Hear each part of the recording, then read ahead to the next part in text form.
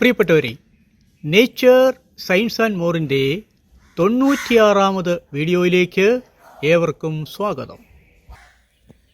വഴിയോരങ്ങളിലും പറമ്പുകളിലും പുതുമഴയോടെ മുളച്ചു വരുന്നതും കർക്കിടകത്തിൽ കഴിച്ചിരിക്കേണ്ട 10 ഇലകളിൽ ഒന്നായതും ധാരാളം ഔഷധ ഗുണങ്ങൾ ഉള്ളതുമായ കൊടിത്തൂവ അഥവാ വെസ്റ്റ് ഇന്ത്യൻ വുഡ് നെറ്റിൽ എന്ന സസ്യത്തെക്കുറിച്ചാണ് ഈ വീഡിയോയിൽ നാം ചർച്ച ചെയ്യുന്നത്.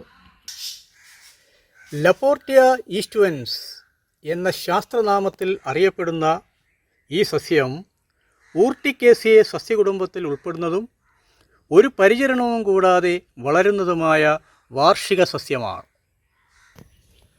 ആഫ്രിക്കയിലെ ഉഷ്ണമേഖലാ പ്രദേശങ്ങൾ ജന്മദേശമായ ഈ സസ്യത്തിൽ ജീവജാലങ്ങളുടെ നിലനിൽപ്പിന് അത്യന്താപേക്ഷിതമായ പല മൂലകങ്ങളും അടങ്ങിയിട്ടുണ്ട്.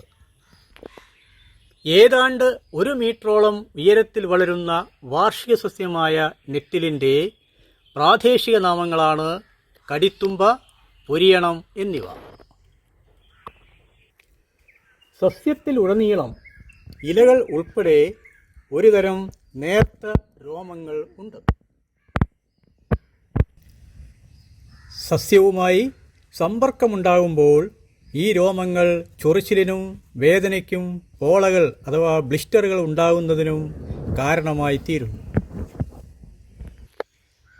കൈകളിൽ എണ്ണ പുരട്ടിയോ ഗ്ലൗസ് ഉപയോഗിക്കുന്ന വഴിയോ ഈ ചൊറിച്ചിൽ ഒഴിവാക്കാവുന്നതാണ്.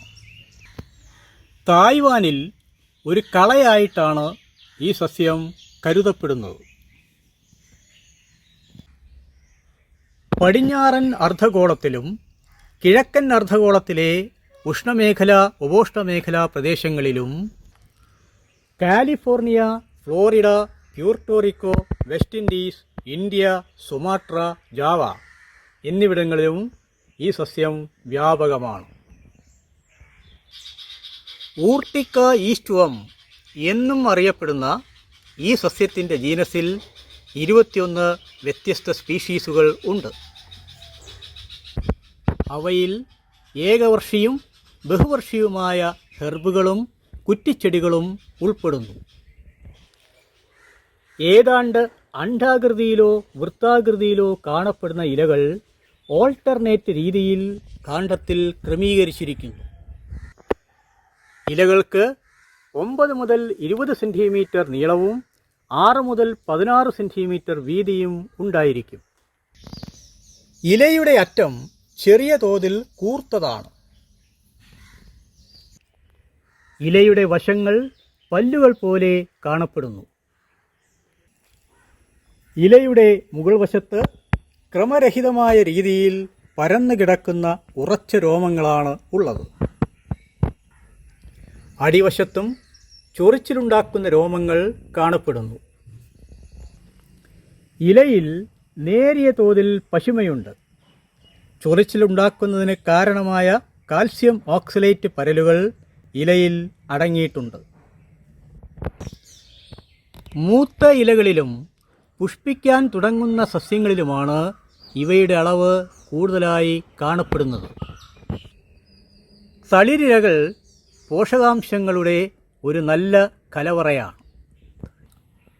പൂക്കൾ കുലകളായി കാണപ്പെടുന്നു. ആൺപൂക്കളും പെൺപൂക്കളും ഒരേ സസ്യത്തിൽ തന്നെയാണ്. പൂക്കൾ പൊതുവെ ചെറുതും കൂട്ടമായും കാണപ്പെടുന്നു. ആൺപൂക്കൾ പൂക്കുലയുടെ താഴെ ഭാഗത്തും പെൺപൂക്കൾ മുകൾ ഭാഗത്തുമായാണ് കാണപ്പെടുന്നത്. ഇത് കാറ്റുമൂലമുള്ള പരാഗണത്തെ സഹായിക്കുന്നു. ആൺപൂക്കൾക്ക് 1.5 മുതൽ 2 മില്ലിമീറ്റർ വലിപ്പമേ ഉള്ളൂ. പൊട്ടിത്തെറിയിലൂടെ പരാഗരേണുക്കളെ സ്വതന്ത്രമാക്കാനുള്ള പ്രത്യേക സംവിധാനം ആൺപൂക്കളിൽ ഉണ്ട്. ആൺപൂക്കളേക്കാൾ ചെറുതായ പെൺപൂക്കൾക്ക് 0.7 മില്ലിമീറ്റർ വലിപ്പം മാത്രമേയുള്ളൂ.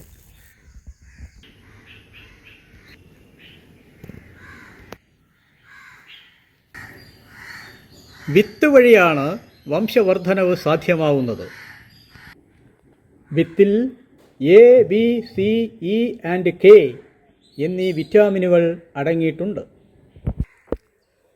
വൈദ്യശാസ്ത്രപരമായും ഭക്ഷ്യപദാർത്ഥം എന്ന നിലയിലും ധാരാളം ഉപയോഗങ്ങളുള്ള സസ്യമാണ് നെറ്റിൽ. ശരീരത്തിൽ അടിഞ്ഞുകൂടിയ വിഷാംശങ്ങളെ നിർവീര്യമാക്കുന്നതിനും കരൾ, വൃക്ക എന്നിവ ശുദ്ധീകരിക്കുന്നതിനും സസ്യഭാഗങ്ങൾ ഉപയോഗിക്കുന്നു. പാൻക്രിയാസിൻ്റെ പ്രവർത്തനം മെച്ചപ്പെടുത്തുന്നതിനാൽ പ്രമേഹ രോഗികൾക്ക് നല്ലതാണ്.